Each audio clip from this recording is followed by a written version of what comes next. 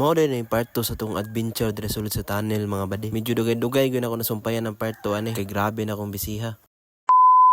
Ang tirada nila ni mga badi magpagawas ni sila o graba nila kay para di na magtapunog dire sa sulod. Sa mag-abot nila mga graba dire mga badi mura na kagpilipit dire mga gi stanggo uta naara sa 200 ka bags nila ipagawas mga badi. Pero ilang bags dire mga badi 1 itra sa sako tuyo po nila dire mga badi para po dili po sila mahago magpagawas og graba kay basa ra ba nilang graba dire kay grabe ka shower dire sa sulod. Sa garang ginapagawas gyud nila dire mga badi naa sa 400 bags pero karon napugos sila paggawas mga badi kay tungod naa ata kay para pod maapel pod sila sa vlog. So wala pa kabalon sa na gawas ni mga graba mga badi. Ila ra na ipasa-pasa. Bali dusi sila kabok nagdragging ani mga badi. Pero bago ni maabot silang bagon, makalamba pa ni sila duha ka lambahan. Speaking lamba mga badi, bali duha ka linyahan nila ba, duha ka labayan nila. Pero syempre mga badi, di na mahimo ng vlog drag di ta ka extra dala. Pag maabot ganig 400 ka bags silang i-dragging diri mga badi. Dirian na side maglison nagkakagagi.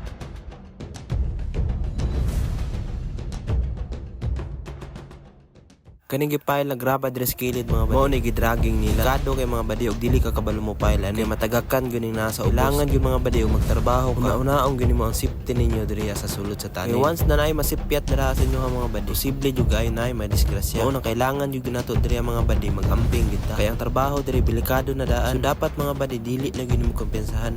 Mao ni sinking nila dire mga badi na lalom kayo. Pero mao na ni last lamba nila dire sa ilang pagdragging. Kay karga na po nila ni sa pagon nila. Pagkahuman na karga sa bagon transfer na po nila sa isa ka bagon. 20 kawan nita makarga sila ang isa ka bagon mga badi. Kaya ang bagon nila dire mao man gitawag na flat car siding ba. Ako na lang diyan ang gikargahan nila mga bagon dire mga badi.